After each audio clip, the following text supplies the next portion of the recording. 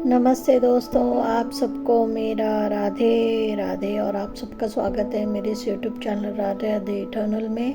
और आप सब पर शिव शिव की और कृष्ण भगवान की कृपा दृष्टि बरस रही होगी, इसका मेरे पूरी आशा है। तो चलिए बढ़ते हैं और आज और एक नई कहानी की तरफ। जैसे कि मैंने कल आपको नंदी जी की कहानी सुनाई थी शिव अवतार की, वैसे ही आज और एक कहानी में आपको सुनाने वाली हूँ। वो है भैरव जी की। भैरव यानी काल भैरव जी।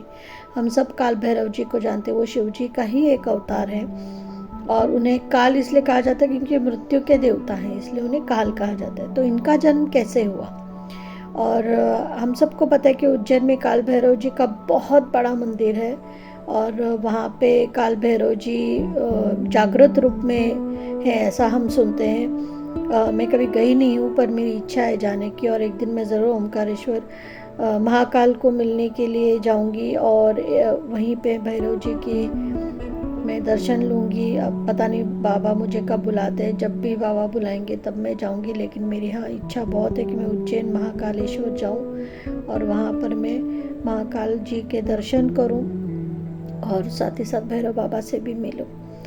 तो भैरव बाबा का जन्म कैसे हुआ? तो एक दिन ऐसी कहानी है कि एक दिन एक ऐसी बात छिड़ी कि विष्णु जी, ब्रह्मा जी और शिव जी में सबसे श्रेष्ठ कौन है, ऐसे कि कौन सबसे श्रेष्ठ है। तो जब ये वाद शुरू हुआ, यानी एक डिस्कशन, वाद नहीं बोल सकते, एक चर्चा शुरू हुई, तो हर कोई बोल रहा था कि मैं श्रेष्ठ हूँ, मैं श्रेष्ठ हूँ। तो ब्रह्मा जी को इतना गर्व हो गया था, इतना घमंड हो गया था कि बोले मैं श्रेष्ठ हूँ क्योंकि मैं रचनाकार हूँ इस सृष्टि का।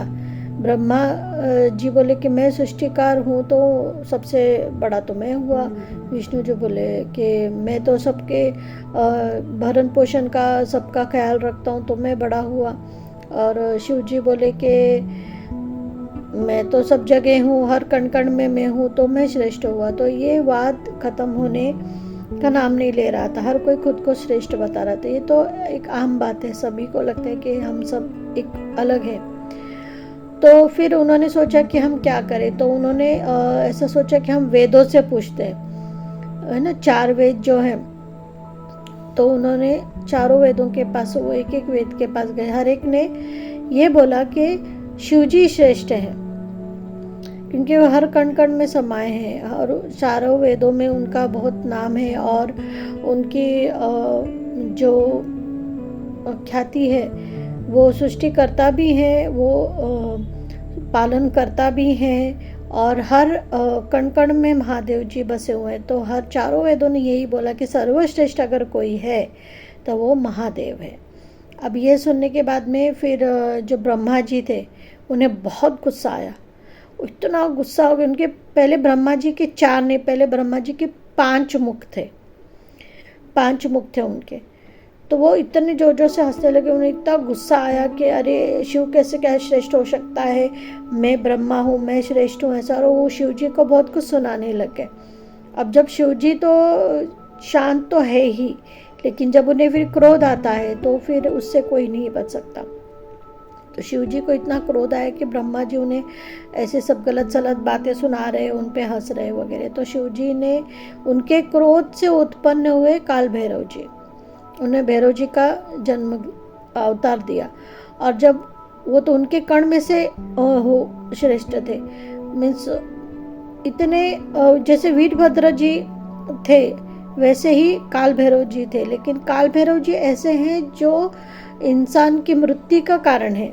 हम कहते हैं काल आ गया, काल आ गया, काल आ गया यानी कौन है? काल भैरव जी जो हैं वो मृत्यु का कारण, मृत्यु को लेके जाने वाले जो थे। मीन्स हमारा काल आता है, यानी मृत्यु का समय जब आता है उसको हम काल कहते हैं। तो उनका जन्म हुआ।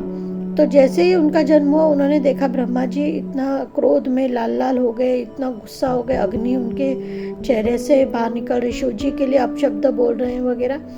तो उन्होंने क्या किया, ब्रह्मा जी का सर ही काट दिया। जो 5वां सर जो उनका अग्नि से जल रहा था, उस सर को ही उन्होंने काटा। जब उन्होंने उनका सर काटा तो उसके बाद उनको लगा पाप। अब वो तो ब्रह्म हत्या थी, तो फिर शिव जी ने काल भैरव जी से कहा तुम्हें अभी इस पाप का निवारण करना होगा, इसीलिए तुम्हें पृथ्वी तल पे जाना होगा और सारे जो हमारे 4 धाम है उन 4 धामों में जाके तुम्हें ब्रह्मा की हत्या का पाप जो है उसे धोना पड़ेगा। तो काल भैरव जी ने शिव जी की बात मानी और वो सारे धर्मस्थलों पर गए, सारे धर्मस्थलों पे गए, पर कहीं पे भी उनके पाप नहीं धुले। फिर वो आखिर में वो काशी में गए। जब वो काशी में गए तब उनके वो पाप धुले, और काशी में जब वो गए तो वहाँ पे उनके हाथ से ब्रह्मा जी का जो सर है वो वहाँ पे गिर गया, काशी में गिरा वो सर। और जहाँ पे काशी में सर गिरा उसको कपाल मोचन करके मंदिर है, वहाँ पे ब्रह्मा जी का सर गिरा। और जब वो काशी गए तो उनके पाप धुले। तब फिर शिव जी ने ये कहा कि अगर किसी को भी कोई भी ब्रह्म हत्या करते, अभी हम ब्रह्म हत्या यानी क्या होती है, किसी भी जीव की हत्या, उसे ब्रह्म हत्या कहते हैं, है ना।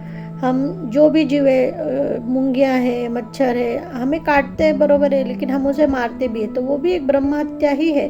किसी भी जीवित चीज की हत्या जो होती है वो भी ब्रह्म हत्या ही होती है। अगर इन सब से आपको निवारण चाहिए तो आपको काशी जाना पड़ेगा। काशी में भी काल भैरव जी का एक बहुत बड़ा मंदिर है, और वहाँ पे जाने के बाद में जब आप स्नान करेंगे काशी में तो आपके पाप धुल जाएंगे। और साथ ही साथ आपको काल भैरव जी और कपिल मोचन करके जो मंदिर है उसके दर्शन आपको लेना ही है, तभी आपके पाप धुल सकते हैं। तो ऐसे उत्पत्ति हुई काल भैरव जी की। तो काल भैरव जी तो वैसे शिव जी के ही अवतार है। लोग काल भैरव जी से बहुत डरते हैं, लेकिन डरने की बात नहीं है। जब मृत्यु इंसान की आती है तो इंसान बहुत डर जाता है, लेकिन काल भैरव जी के दर्शन करने से या उनके जो पठन है, काल भैरव अष्टकम वगैरह जो हम बोलते हैं, अगर उसका पठन हम नित्य नियम से करें तो हमारे जितने भी हम पर जो भी काल आया है वो दूर हो जाता है, क्योंकि वो शिव जी के अंश हैं, तो वो ज़रूर कृपा करते हैं और हमारे कष्ट भी दूर करते हैं। तो दोस्तों, ये थी आज की कहानी, और मुझे पूरी आशा है कि आपको ये कहानी पसंद आई होगी। और अगर पसंद आई होगी तो प्लीज़ मेरे चैनल को लाइक शेयर सब्सक्राइब ज़रूर कीजिएगा।